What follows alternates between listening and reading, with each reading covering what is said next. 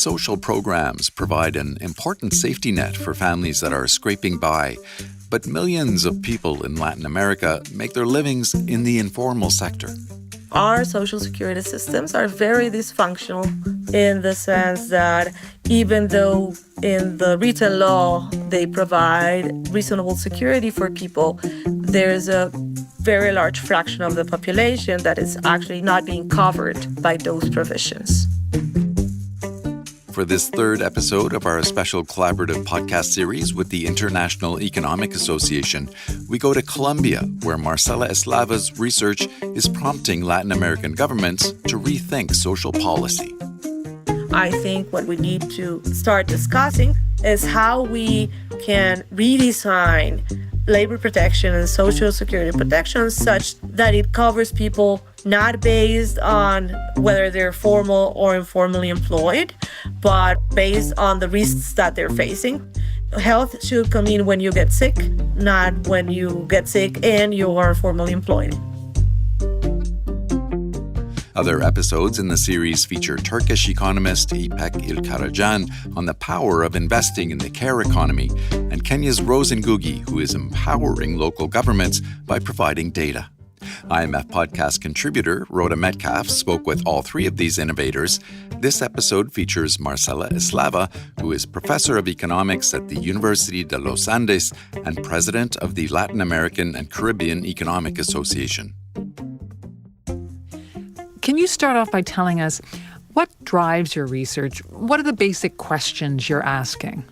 So almost all of my research has, in some way or another, addressed the question of what are the roots of what I call the Latin American development problem, which in a nutshell, I think has two angles to it. One is low income, low GDP per capita. The other is very high inequality. Right. And I believe both share the same roots. They're very tightly linked. Part of it is I've lived in Latin America my whole life, and this is the reality we face every day. Sure. It has important implications for the people that surround you. You see poverty, you see social unrest and discontent. And I think that very naturally motivates you to ask those questions, and that was my case. So in your most recent work, I know you've been looking at Latin America's informal economy, which is a pretty significant part of the economy. So let me talk about workers who are part of the informal sector. These are people who are really cut off from any economic security, right? That is right. Informality is actually a kind of difficult concept because it has many dimensions. And so one sort of general definition of informality that people use is a person who is not contributing to Social Security in a way that will secure pension. So then you would indeed, as you were saying, find that Latin America has huge informality. Around 50% of the workers do not contribute to their pension. Right. Those workers are typically also out of other forms of protection. For instance, many of those workers earn incomes that are below the minimum wage. And so in that sense, the minimum wage is not very minimum in the economy.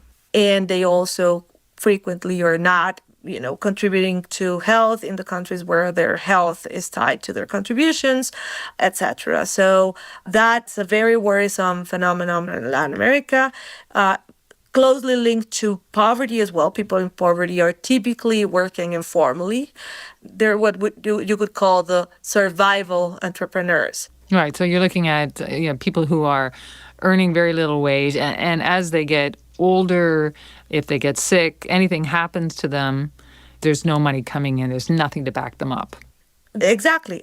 So our social security systems are very dysfunctional in the sense that even though in the written law they provide reasonable security for people, there's a very large fraction of the population that is actually not being covered by those provisions.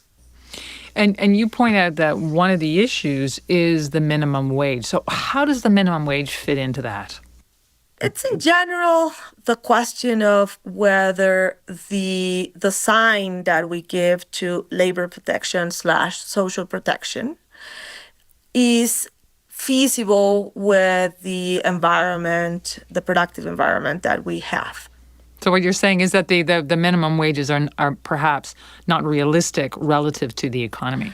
The minimum wages may not be realistic. The package of minimum wage plus social security contributions that an employer would have to pay for their workers may not be realistic for many of the workers in Latin America to actually be hired as formal workers. Of course, minimum wages are there for a good reason. Of course, contributions for Social Security are there for a good reason. The reason is to provide security to workers and to provide reasonable livings and reasonable protection to workers.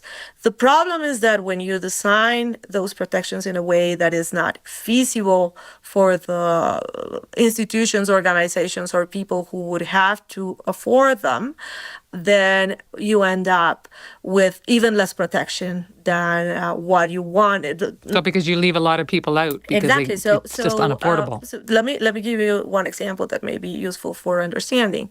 If you look at the household survey in Colombia, for instance, then you will find that there is a good fraction of people that earns, for Colombians, it's 500,000 pesos, but you can think about 500. The minimum wage in Colombia is 1,300. So a lot of people is making 500, but you would have to pay them as an employer 1,300. Right. And the fact that people are making 500, not employed by anyone, so this is not exploitation. This is what they are earning on themselves. So self-employed. Self-employed, exactly. Right. So those people, it would be very hard for those people to find a job with much higher wage. Not only that, but the employer would have to pay that 1,300 topped off with a subsidy for transportation. And then on top of that, something that would be close to increasing that by 50% through the different contributions that this employer has to make for Social Security, but also other contributions that are not directly benefiting the person, but that are subsidies for other activities. And so that kind of design implies that this group of people is unlikely to jump from informality to formality. Right. And when they do, because some transitions occur, they are unlikely to hold on to those formal jobs. Because they're just too expensive. Exactly. And so, of course, the very hard question is, what can you do? Because given that these provisions are important to protect workers, it's not simply a matter of saying, well, then let's not have a minimum wage or, right. Let's not have contributions that we need to pay for the services. So I guess the kind of discussion that I think needs to arise in Latin America is one that asks how to redesign these systems in a way that is compatible with our situation. Right. So what kind of solutions could you bring to this? Of course, the best solution is to be more productive to start with. Right. Making people more able to be an employee at a business that's more productive and that that can achieve some scale. So we're talking education, is that what it is? Well, we're talking education with lots of rings and bells. So it's not only increasing coverage, which, by the way, in many countries in Latin America is high in primary education, is not so bad in secondary education. And it's not great, but it is not as terrible as it used to in, tertiary education. So you still need to bring up coverage, but you definitely need to improve quality and think about the kinds of abilities that people are missing the most. But that's going to take a long time. And so that means we also need to work on the side of costs. Right. And in that side, I think what we need to start discussing in my research right now is trying to evaluate different options, is how we can redesign labor protection and social security protection such that we have it, that it covers people not based on whether they're formal or informally employed, Right. but based on the risks that they're facing. Health should come in when you get sick, not when you get sick and you are formally employed. But you still need to fund that, so you need to finance it. And so we need to rethink the way in which we finance social protection. And that means a whole new conception of the vision of taxes and contributions that the governments raise. Are the governments in Latin America, is the government in Colombia, are they open to the kind of research that you do? Are they willing to take in that information and adapt it into their public policy? That depends a lot on the country and the political times. Right. And some of these discussions are very difficult to bring. They're unpopular. So any talk of minimum wage has lots of people who would rather not change that system. So if you think about the kind of economic arrangement that I described, then what you have is not the typical, worker capitalist divide to deal with, but you actually have that divide plus a very, very large fraction of people who are not the typical worker. Many of them are, as I described, self-employed. To just give you a sense, over 40% of Colombian workers are self-employed, around 35% in the region. And so that's a third group that's very important. And that there's also a group of workers that's also relatively large, in the 20s or 30%, who are salary workers, but they're not formalized.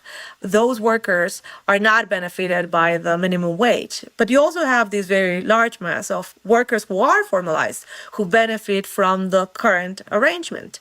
So do you think that ultimately to get a lot more people out of informality and plugged into these social security programs, the countries are going to have to lower their minimum wages? I don't think that's even feasible politically. But I do think that rethinking minimum wages such that they are differential depending on the conditions of the worker. So how about we think of systems where the minimum wage, for instance, starts a little lower for people who are just coming in to the labor market for their first job? How about we think about systems where rather than handing direct subsidies to firms, unconditional, the government pays part of the minimum wage that the worker needs. That's the kind of thing that I think we can discuss. Do you think that being a local economist, so somebody who studies the Latin American economy while living in Latin America, do you think that's advantageous or gives you a different perspective on things, compared to economists who study Latin America from a distance? In many angles, it is, yes. Obviously, for the kind of work that I do, some, databases are confidential and have to be used on site. So that's one advantage. My daily life feeds me with questions because I see the problems around me. The economists who are based in the region, I think undoubtedly we talk more to the policymakers in the region. I think we undoubtedly have more at stake and greater interest to engage with the multilaterals, with the governments, with the civil society in the region. And so I do think that it is very important in Latin America that we develop a network of people who work in the region, who interact with people who work outside the region. I'm not, championing a campaign for these problems to be looked at only by people based in the region. I don't think that's useful. I think that would miss a lot of good cross-fertilization that is absolutely crucial.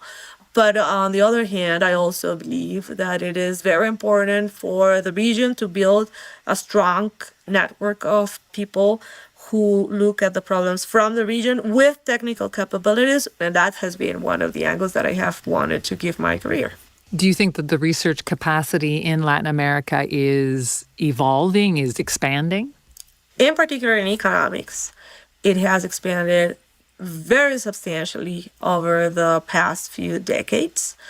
I think our economic association, let's say, I think has been very important for that, as have other endeavors that other people have taken. We have strong organizations where we interact with each other. LASEA is one, REACH is another one. And I think that's both a reflection that the research capabilities in the region are growing, but also a good engine behind that growth. Governments, some in the region better than others, see that opportunity, and some have developed systems to also support research in their countries. Others have not, and many of the researchers in the region actually rely on funding from abroad to conduct research. So I do think it has grown a lot. I think we are in a great position in the sense that we have some very good researchers working in the region. I also see that retention is harder. Some try, but then go to the US or other places in North America or Europe.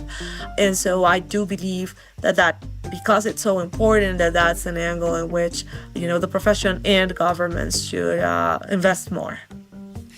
Well, Marcela Eslava, I really appreciate you speaking with us today about your research, and I look forward to learning more about Latin America's development challenges through your future work. Thank you, Rhoda.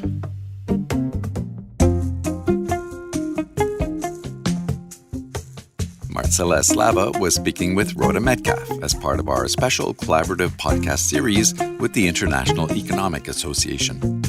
Look for other episodes featuring Turkish economist Ipek Ilkkaracan and Kenya's Rose Ngugi.